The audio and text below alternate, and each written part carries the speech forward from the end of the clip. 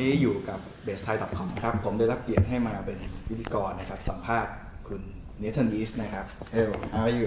Yes, fine, thank you. Nice to be here. Yeah. สวัสดีครับ สวัสดีครับว่า with Thai language. Thank you. Thank you. It's a pleasure to be here. Yeah. How about your bass clinic yesterday? Yesterday we had a great time at the bass clinic. So many people showed up and it was just good energy in the room and I really enjoyed very much.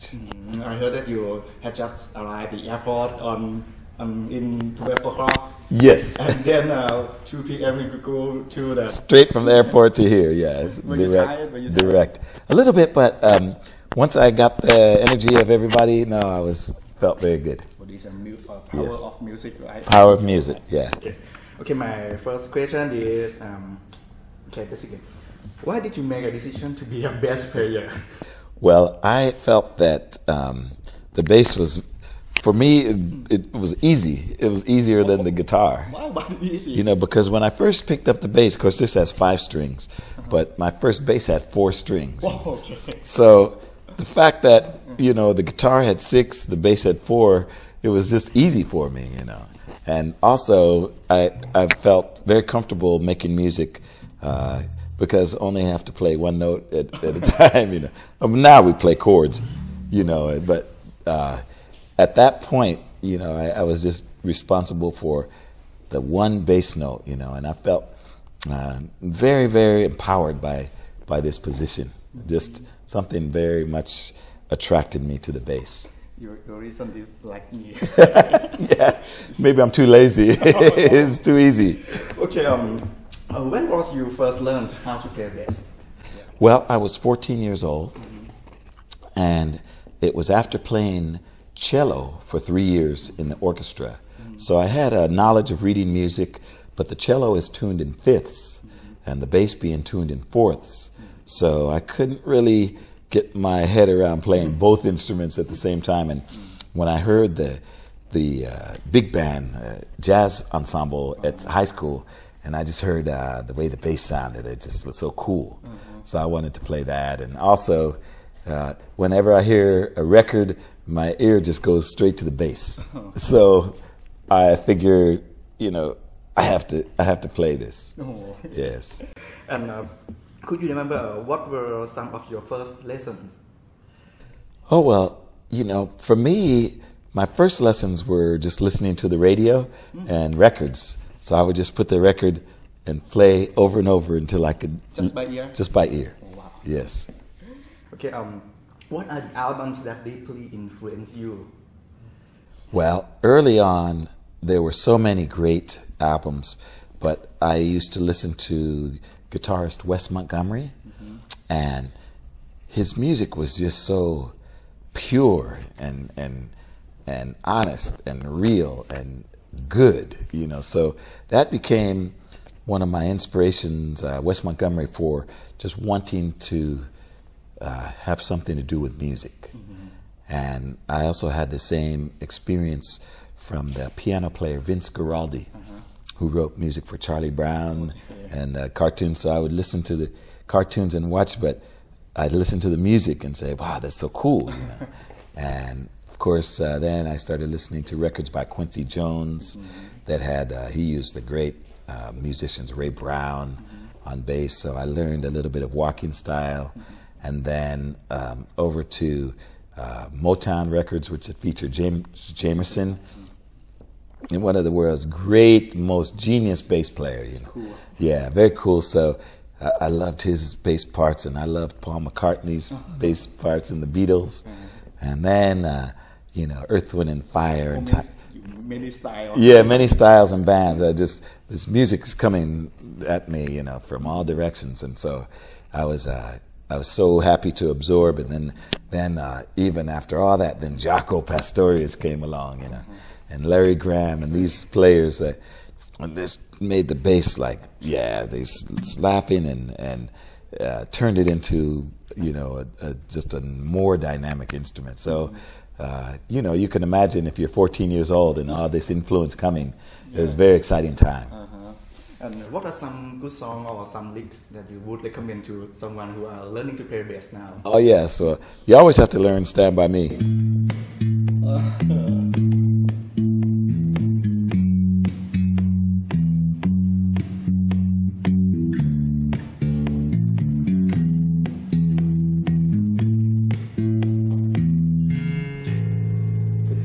Yeah, that's a bass line every bass player should learn, you know. And then, of course, there's just so many, you know.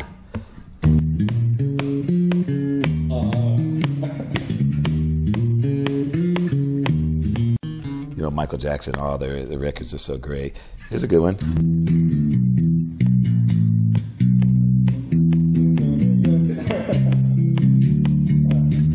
Yeah, you know. Cool.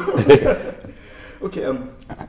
Could you approximate how often did you practice? You practice every day, every 2 days, or every hour?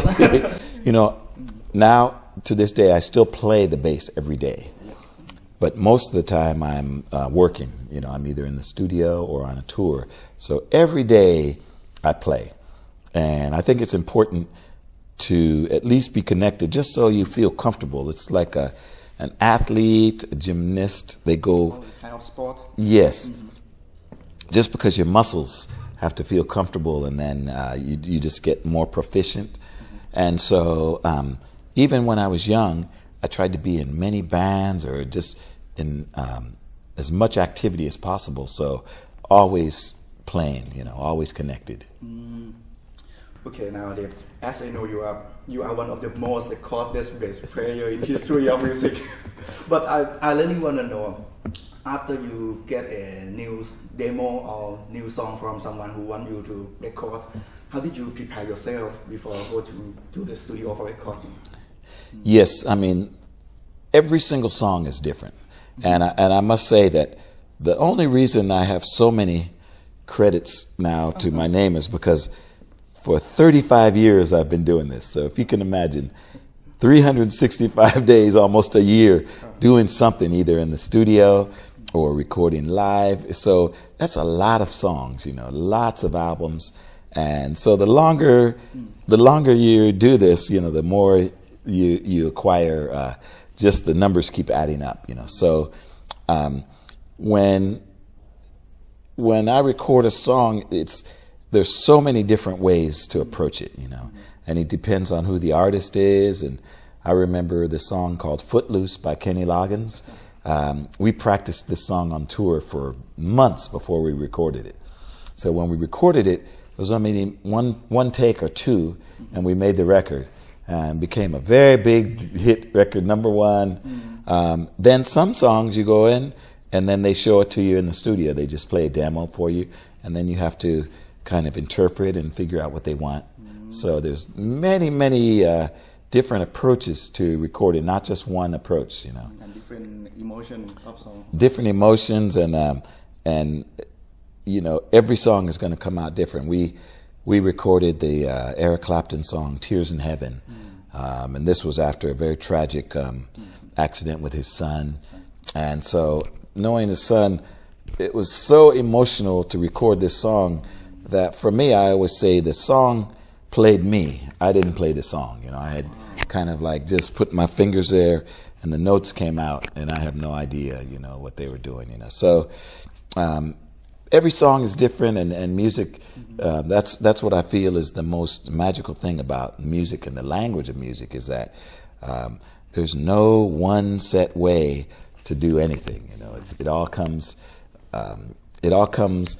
very much as being a vessel where you remain open, and when you're open, the ideas can flow through you, and there's no real like preconceived notion of what it's going to be. It's just it's very magical to me, I feel. Okay. And there's something very spiritual about music, and very special about the opportunity and the responsibility to make music.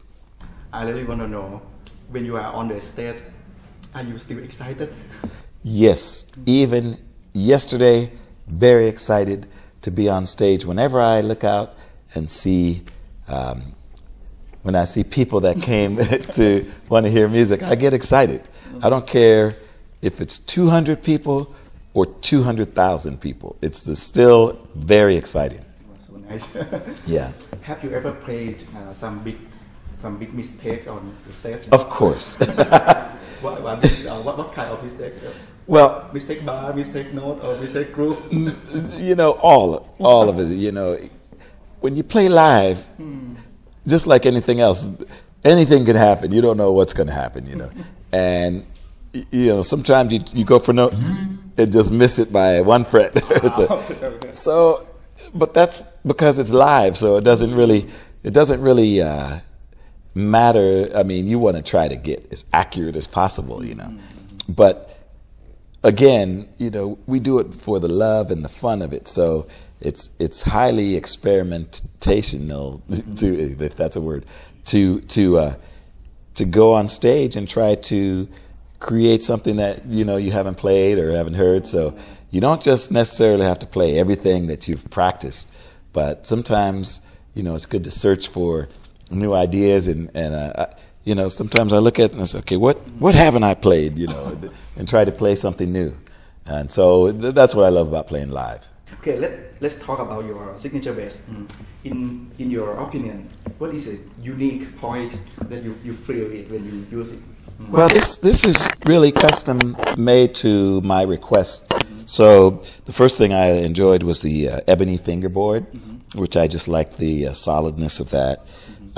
I wanted an instrument that I could play in the studio and live. So we put a parametric equalizer in the bass. So we could either have it on or off. And with it off, you know, it sounds good. We turn it on. Adds a little more bottom, and I also have control over the tone. That you call it magic box, right? This we call the magic box we put in the bass. You know, in the middle, it's when it's flat, you know. And then this is a pickup selector, so either both now in the middle, but now if I add more bass.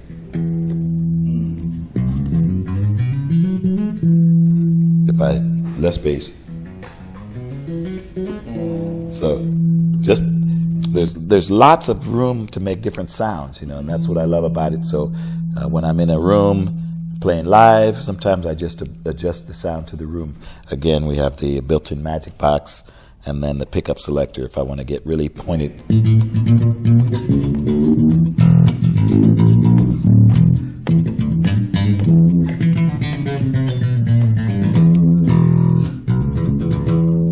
And then if I want to get warmer.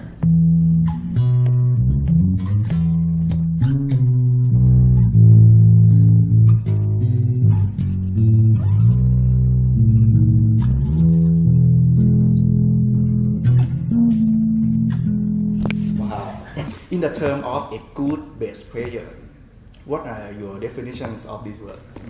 A good bass player, first and foremost, provides a foundation for the rest of the music around. Now, so for me, I've heard many bass players that know and it's very impressive.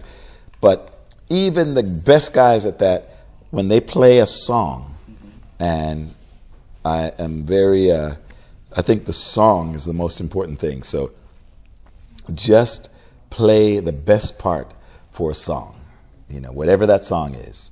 And even if it's,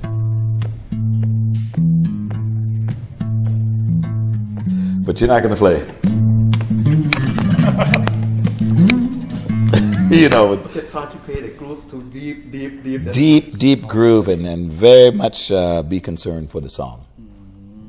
Could you give your message for your Thai fan club? Yes. Well, first of all, Sawadee Krap. And I would just like to say it's always a pleasure to be in Thailand. I love visiting here, and I love the people. And last night I had some very good tom kha gai soup. Tom kha gai.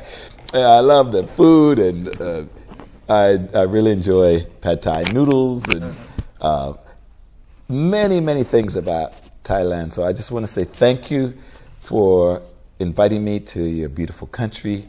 and to this wonderful city. And I just say continue to make music and enjoy it and have fun with it. And because music, I think, brings peace and happiness and love to the world. Thank you very much for today. Thank you very much.